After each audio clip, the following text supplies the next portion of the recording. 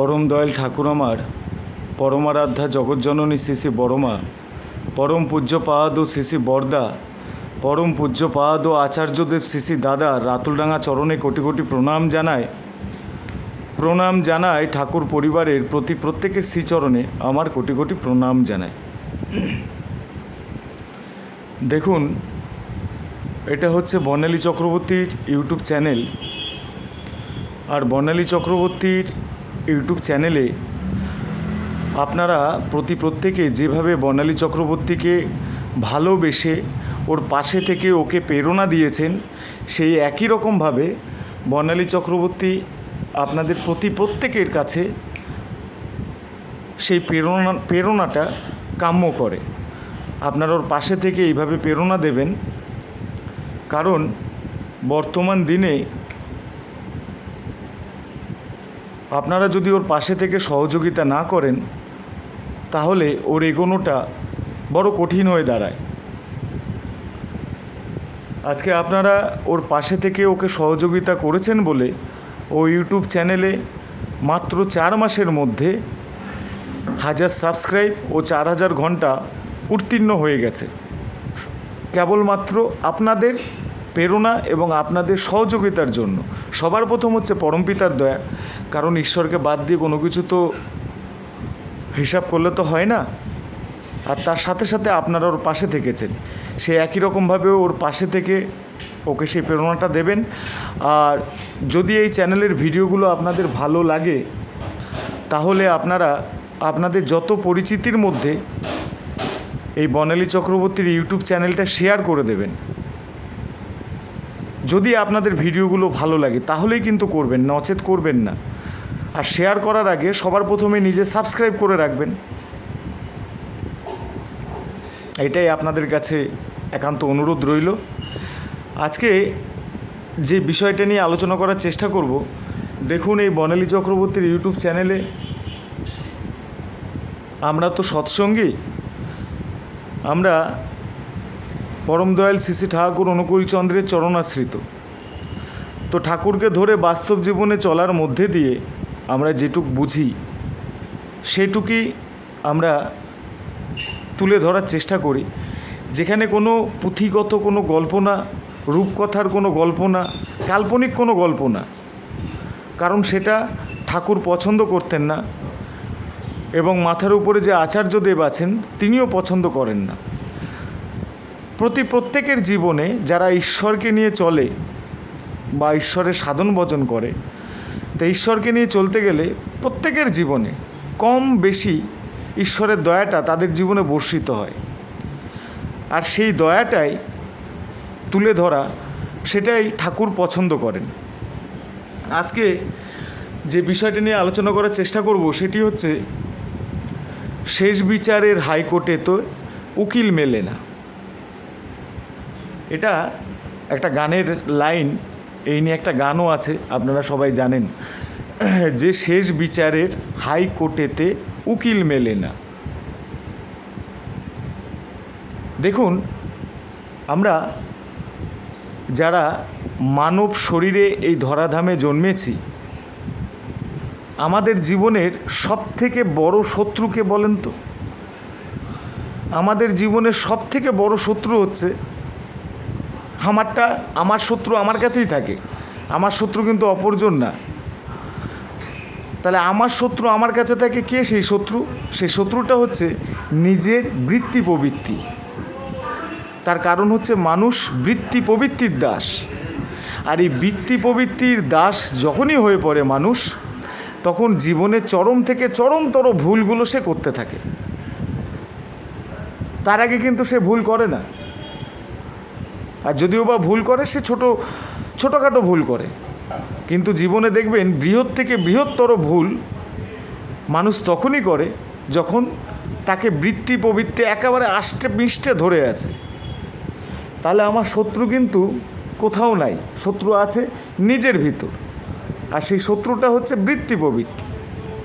তাই বৃত্তি প্রবৃত্তির মধ্যে মানুষ ধরাকে সরা মনে করে। সে মনে করে সে যেটা বলছে, সে যেটা করছে সেটাই ঠিক করছে, মানে সে অল ইন অল, সে সবটাই বোঝে। এমনকি সে নিজেকে এমনটাই ভাবে যে ঈশ্বরও তার কাছে কিছু না, সে এতটাই পারদর্শী। এগুলো কখন আসে জানেন?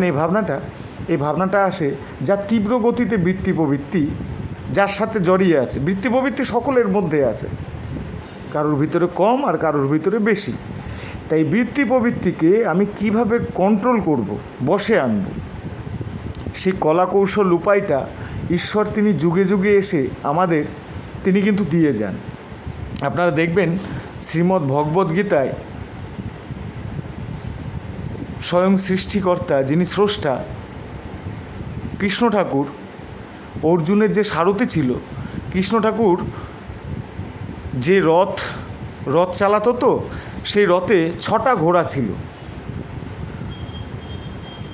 6টা ঘোড়াকে তিনি কন্ট্রোল করতেন। তো এই মানুষের দেহে 6টা রিপু আছে, তাহলে এই রিপুগুলোকে কন্ট্রোলের উপায়টা কে জানেন? একমাত্র তিনি জানেন, এছাড়া তো কেউ জানে না। একটা জ্ঞানীগুণী পণ্ডিত বা শিক্ষিত বা খুব ধনশালী অর্থশালী মানুষ বা বুদ্ধিদীপ্ত মানুষ, সে কি জানে সেই উপায়টা? বৃত্তি প্রবৃত্তিকে কী করে কন্ট্রোল করব, সেই উপায় একমাত্র তিনি জানেন। তার কারণ তিনি বৃত্তি প্রবৃত্তির ঊর্ধ্বে। বৃত্তি প্রবৃত্তি হচ্ছে তার নিয়ত সেবক। বৃত্তি প্রবৃত্তির ক্ষমতা নেই যে তার কাছে গিয়ে তার ঘাড়ে চেপে বসবে। বৃত্তি প্রবৃত্তি তার চরণের কাছে পড়ে থাকে। তিনি বৃত্তি প্রবৃত্তির ঊর্ধ্বে, এবং তিনি বিষয় সম্পত্তি যা কিছু আছে সবটার ঊর্ধ্বে। তিনি কোনো কিছুতে তিনি প্রলোভিত হন না। তাহলে সেরকম মানুষ আমাকে তো খুঁজতে হবে, আর সেরকম মানুষের যদি আমি সন্ধান না পাই, আমি যে বর্তমান দিনে গুরু সিলেক্ট করব, আমার জীবনের আদর্শবান পুরুষ বলে যাকে মানব এবং যারকে আমি অনুসরণ করব, সেই মানুষটাকে তো আমাকে বেছে নিতে হবে। আমি যাকে জীবনের গুরু বলে বা আদর্শ রূপ বলে মেনে নিলাম, দেখা যাচ্ছে তার ভিতরে বৃত্তি প্রবৃত্তি 16 আনায় ভর্তি।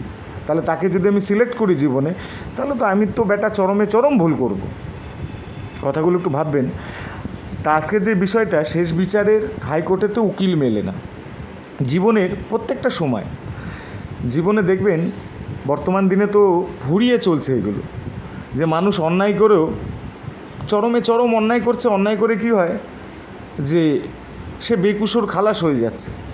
সমাজ বলেন, আইন বলেন, বেকসুর খালাস হয়ে যাচ্ছে। তার কারণ কোনো ব্যক্তি যদি খুব প্রভাবশালী হয়, ধনশালী, সে কী করে, ধরাকে সরা মনে করে।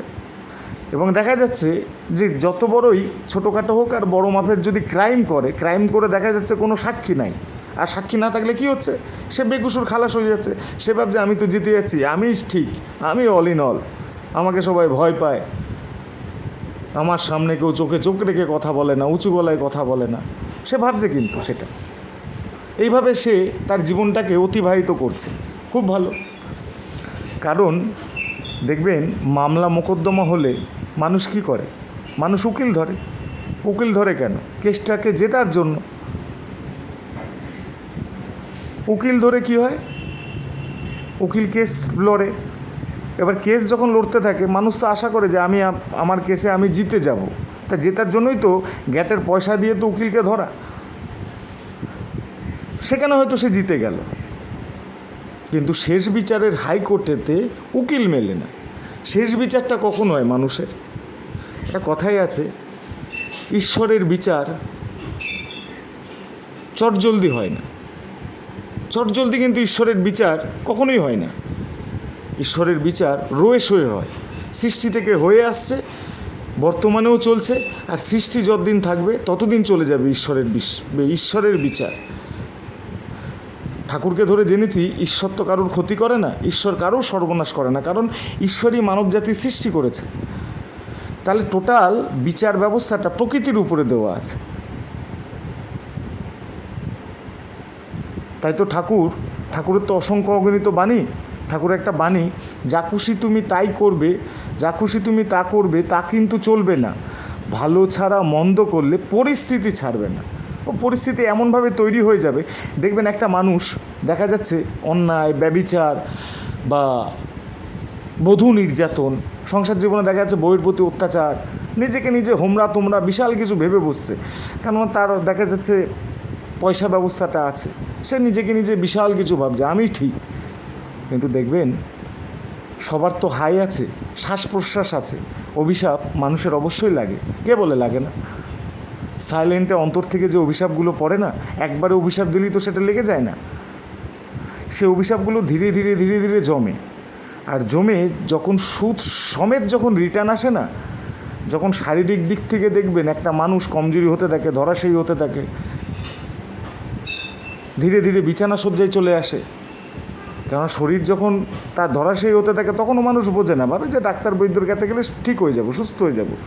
ধীরে ধীরে ডাক্তার বৈদ্য তার রোগটোক খুঁজে পায় না, ধীরে ধীরে শরীর এমনভাবে তার এমন পরিস্থিতি ঘিরে ফেলে, কঠিন থেকে কঠিনতর রোগে যখন আক্রান্ত হয়ে যায়, কোনো একটা সময় গিয়ে তখন কিন্তু যতই টাকা পয়সা থাক, যতই সে ধনশালী হোক, যতই সে শক্তিশালী হোক না কেন, তাকে বাঁচানোর কিন্তু পৃথিবীতে কেউ থাকে না, কোনো উকিল সে পাবে না। তখন তার এই মামলা মোকদ্দমায় জেতার জন্য কোনো উকিল নাই বিশ্ব ব্রহ্মাণ্ডে।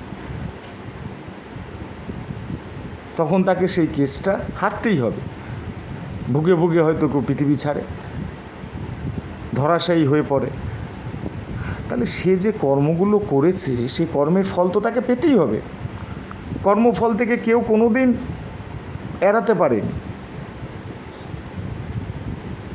কর্মের ফল তাকে পেতেই হবে।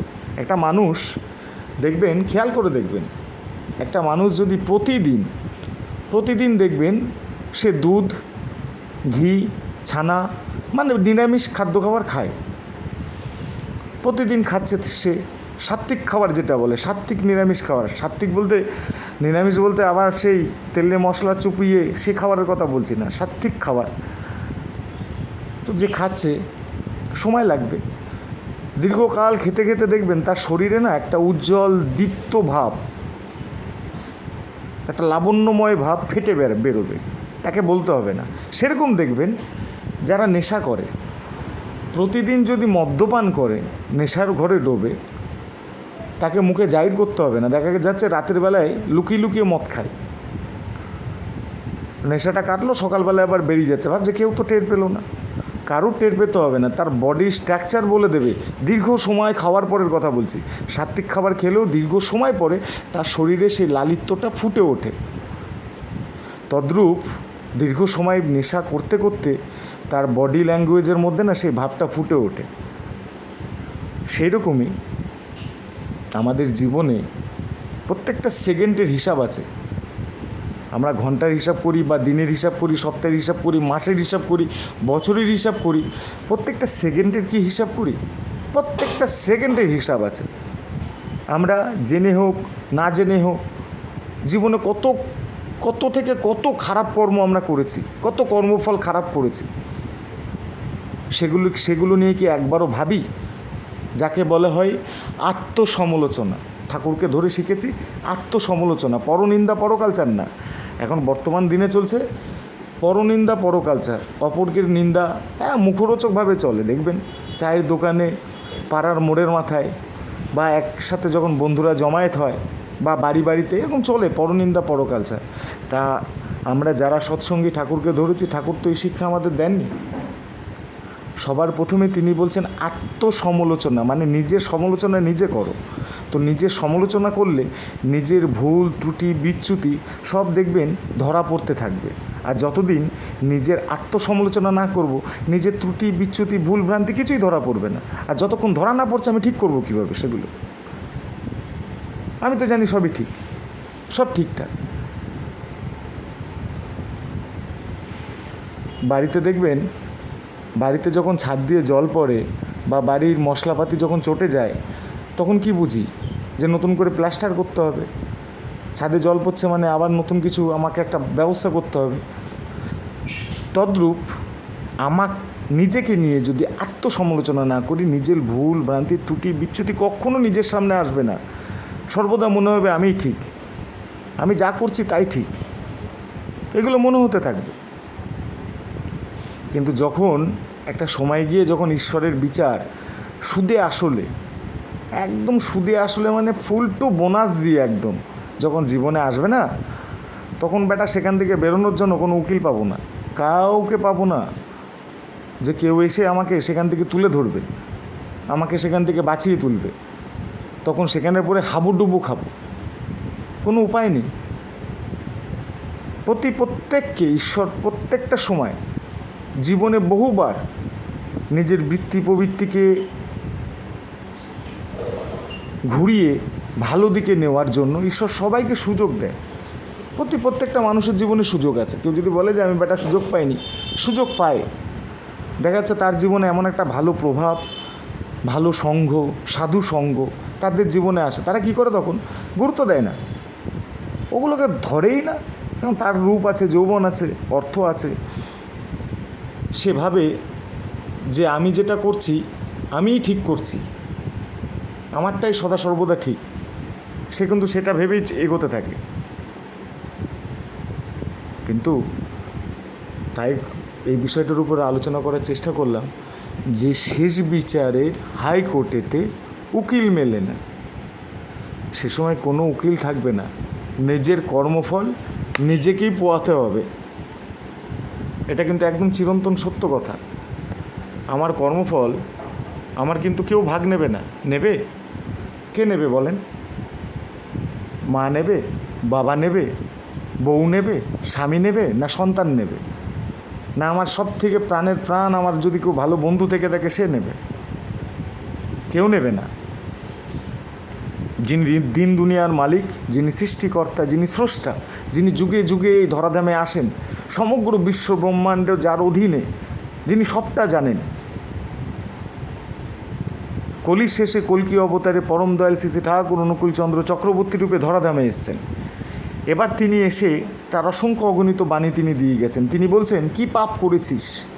তিনি বলেছেন, কঠিন থেকে কঠিনতর পাপ করেছিস, মহা থেকে মহা পাপ করেছিস।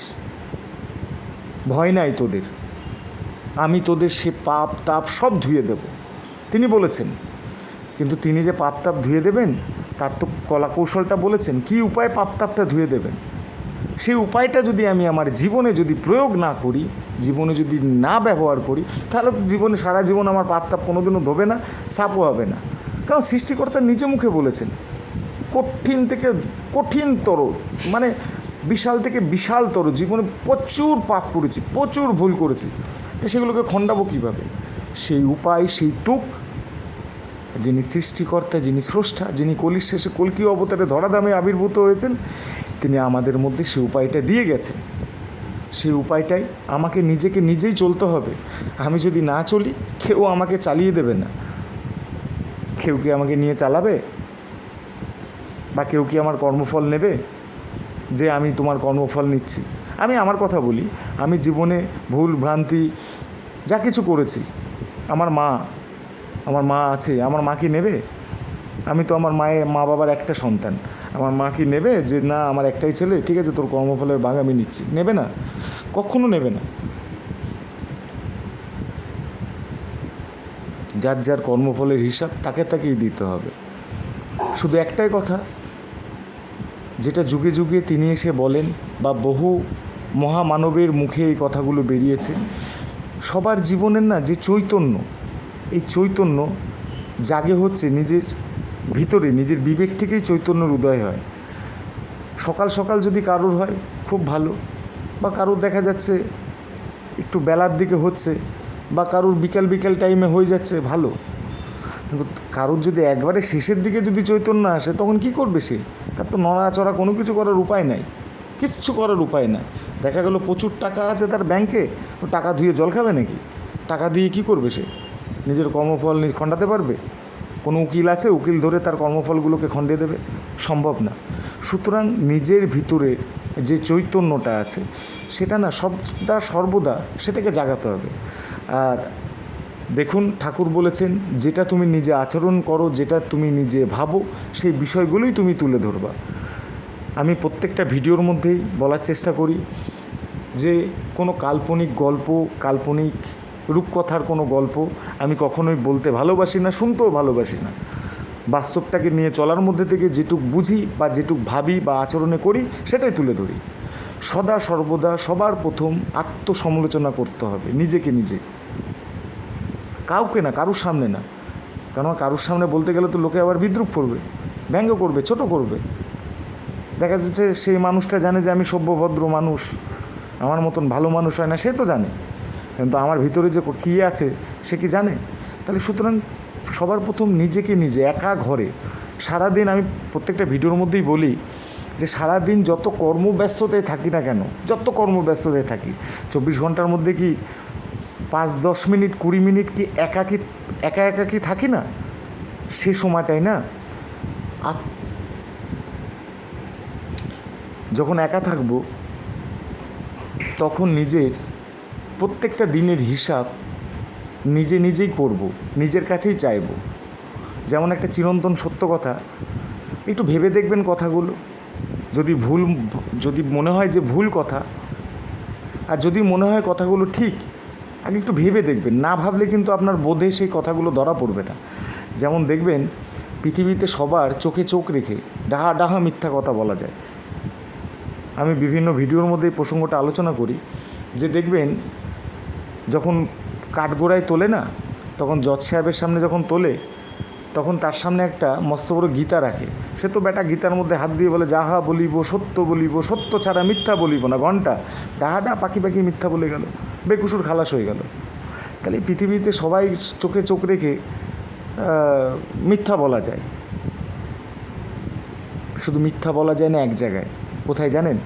আপনারা বলবেন ঈশ্বর, অবশ্যই ঈশ্বর, কিন্তু ঈশ্বরের যে প্রতিমূর্তিগুলো আছে মন্দিরে, মসজিদে, মঠে, তার সামনে গিয়েও আপনি ডাহাডা মিথ্যা বলে দিতে পারবেন। মিথ্যা বলা যায় না একটা জায়গায়, সেটা হচ্ছে নিজের কাছে নিজে। সারা দিনে না একটা সময় করে নিজে একটু ফাঁকা ঘরের মধ্যে থাকবেন, আর ঘরের দরজা জানলা আটকিয়ে, সবার বাড়িতে আয়না আছে, আয়নার সামনে নিজেকে নিজে দাঁড় করাবেন। দাঁড় করিয়ে দেখবেন আয়নার ভিতরে নিজের যে ছবিটা দেখতে পারবেন, তো তার চোখে চোখ রাখবেন। চোখে চোখ রেখে তাকে বিভিন্ন প্রশ্নগুলো করতে থাকবেন। দেখবেন সেখানে কোনো মিথ্যা, কোনো বুজরুবি, কোনো ছলচাতুরি, কোনো শর্টকাট রাস্তা, উল্টোপাল্টা বোঝানো, সেটা পারবেন না কখনো। কারণ তার কাছে আপনি মিথ্যা বলতে পারবেন না। তো তার চোখে চোখ রেখে বলবেন যে তুই এইগুলো কি করেছিস, তুই এই ভুলগুলো করেছিস, তুই তো সবাইকে বুঝিয়ে দিয়েছিস তুই করিসনি, তুই কোনো অন্যায় করিসনি, তুই কোনো ভুল করিসনি, তুই চুরি করিসনি। এরকম নিজেকে নিজে প্রশ্ন করবেন। সবাই তোকে ভালো বলে জানে, কিন্তু তুই আসলে ব্যক্তিটা কি, তার দিকে চেয়ে যখন একভাবে তাকিয়ে থাকবেন, দেখবেন ভিতর থেকে না সেই উত্তরগুলো চলে আসবে। প্র্যাকটিক্যাল করে দেখবেন, করে দেখলেই নিজেরা বুঝতে পারবেন। তাই ঠাকুরের গানের মধ্যে দিয়ে একটা লাইন আছে না, সময় থাকিতে হাতে বিফলে দিও না যেতে। সময় থাকতে থাকতেই যদি ভিতরে চৈতন্যভাবের উদয় হয়, তাহলে মানব জীবনের প্রত্যেকের ক্ষেত্রে খুব মঙ্গল। আর যত দেরিতে হবে ততই বুঝতে পারছেন। এই বিষয় নিয়ে বলার চেষ্টা করলাম যে শেষ বিচারের হাইকোর্টেতে উকিল মেলে না। শেষ বিচারটা তখন কিন্তু কাউকেই পাবো না পাশে।